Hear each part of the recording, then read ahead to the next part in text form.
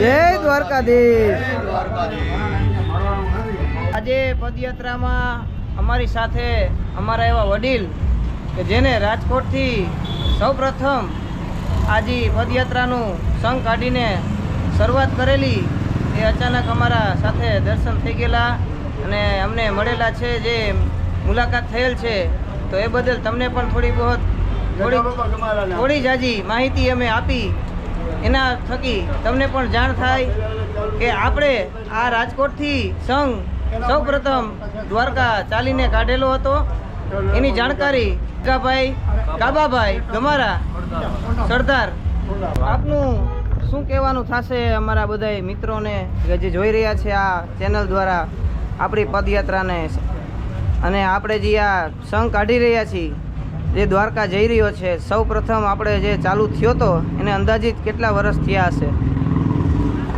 સર્વપ્રથમ દ્વારકા પદયાત્રા વિશે બહુ ઓછા લોકો પાસે માહિતી હશે।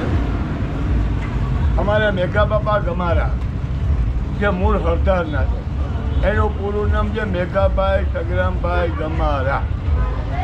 આશરે આજથી 45 વર્ષ પહેલાં એ એકલા રહી ગયા, પછી એમને એના સાથે 6 બીજા 5 મિત્રો મેળવ્યા, જે મેઘા બાપા માટિયા, વાલાભાઈ, રાતડિયા, સોડાભાઈ, મેઘા બાપા, એવા 6 જણા। 6 માંથી ભાઈ 8 થયા, 8 માંથી 10 થયા, 25 થયા, 40 થયા, એમ કરતાં કરતાં એ સંઘ કુલ મળતા 2000 માણસનો। સંઘના 2 ભાગ પડ્યા, તો એ 2 આજે 2000ના બરાબર છે। હા, પછી દુનિયાને શું છે, જોવે એટલે ખ્યાલ આવે કે ભાઈ આ લાભ લેવો જોઈએ।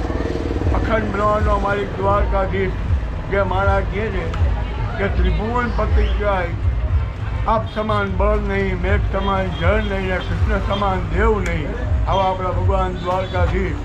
તો હર કોઈ આપણા સનાતની મિત્રોને એવો આનંદ થાય કે આ લાભ આપણે લેવો જોઈએ, અને ખરેખર ભગવાન દ્વારકાધીશને હાલીને દર્શન કરવા જવા એ હર કોઈ મનુષ્યના જીવનમાં પણ એક લાવો। બરાબર। હવે તો અહીંયા રાવટી થઈ, સેવકો ઘણા આવે છે। એક સમય તો એવો હતો રસ્તામાં જે પાણી પણ પીવાનું મળતું નહીં। પણ આજે તો માણસો, હું તમને દ્વારકાધીશના નામ માટે આવા મોટા ધણીના મહેમાનોની સેવા માટે તમે જોવો અનેક હર કોઈ પોતપોતાની ક્ષમતા પ્રમાણે કેટલાય આઈસ્ક્રીમ લઈને, દૂધ કોટિંગ લઈને, શરબત લઈને આવે, પોતપોતાની રાવટીઓ ખોલે।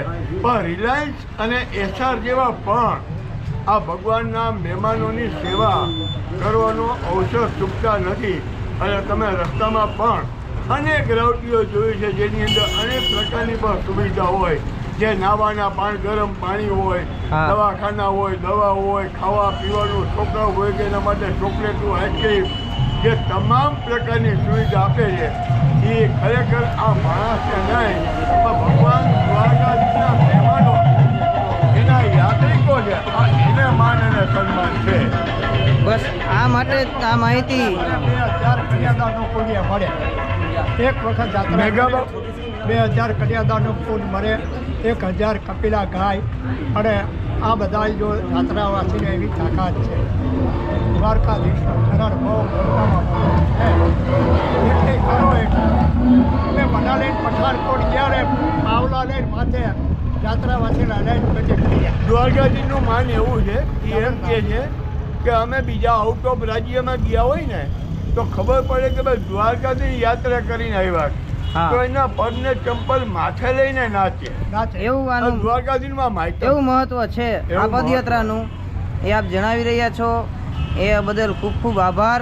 અને આપણા ચાહક મિત્રો જે જોઈ રહ્યા છે બધાય, તેને પણ માહિતગાર થાય કે આ સંઘના શરૂઆત કે જેને પગ મૂક્યો અને ચાલીને બધાને એક માર્ગદર્શન દીધું કે ભાઈ દ્વારકાધીશના ચરણોમાં જાઓ, એની ભક્તિમાં કાંઈ પણ તમારાથી જે પણ થાય એ માર્ગે કરો, અને એક વાત ચોક્કસ કે ઓછામાં ઓછું ધર્મપ્રેમી ભાઈઓને એક વાત મેઘા બાપાની ખાસ કરીને જે ખાસ કહેવાની, શાસ્ત્ર એવું કહે કે આપણે કીધે બીજે ક્યાંય ભૂલચૂક થઈ હોય તો કાશીએ ગયા હોય તો કાશીએ ભૂલચૂક અને પાપનો નાશ થઈ શકે।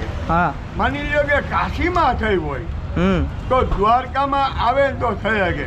પણ ભગવાન દ્વારકાધીશની યાત્રા નીકળે અને આપણાથી કોઈ એક ખોટી ભૂલ ચૂકો થઈ જાય તો આ પછી 3 લોકમાં ક્યાંય આનો નાશ થતો નથી. બરાબર છે.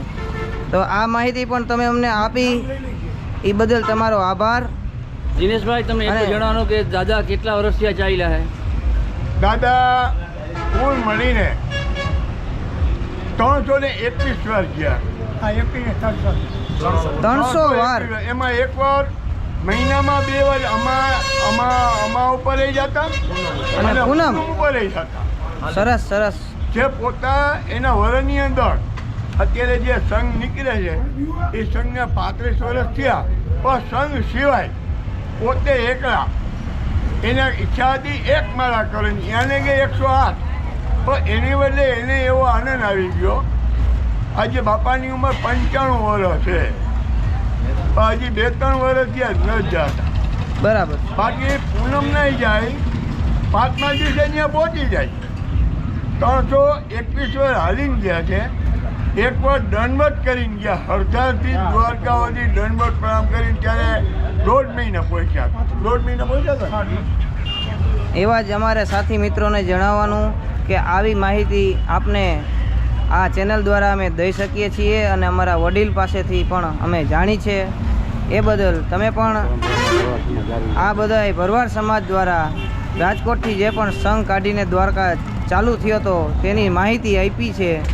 એ તમે પણ તમારે સબસ્ક્રાઈબ કરો, શેર કરો અને જાજા લોકોને જણાવો કે માહિતી મળે કે ભાઈ દ્વારકાનું શું અહીંનું માહિતમ છે, ફૂલડોર નાવાનો શું પ્રસંગથી દ્વારકા બધાય જઈ રહ્યા છીએ એ બધી માહિતી બધી આપી છે. એ બદલ આપણા વડીલોને ખૂબ ખૂબ આભાર માનીએ છીએ અને આવી જ રીતના અમારા વડીલને એવું જણાવવાનું કે અમારી સાથે જોડાયેલા રહો અને સાચી માહિતી અને માર્ગદર્શન આપતા રહો. બોલો જય દ્વારકાધીશ. એ માહિતી વડીલે આપેલી છે તે પોતે દિનેશભાઈ કડવાભાઈ ટોળિયા, જે અમારા સમાજના અગ્રણી છે અને ગુજરાત ગોપાલક ઉપાધ્યક્ષ તરીકે નિમણૂક કરેલી છે અત્યારે હાલમાં, અને તેમાં સેવા આપી રહ્યા છે. તે બદલ પણ અમે આભાર માનીએ છીએ. અને એવા અમારા ભરવાડ સમાજના માર્ગદર્શક કહેવાય કે જે પણ આંગળી ચીંધીને પોતાનું જે પણ યોગદાન દઈ શકે છે સમાજ પ્રત્યે એ દઈ રહ્યા છે. તે બદલ અમે પણ આભાર માનીએ છીએ. બોલો જય દ્વારકાધીશ.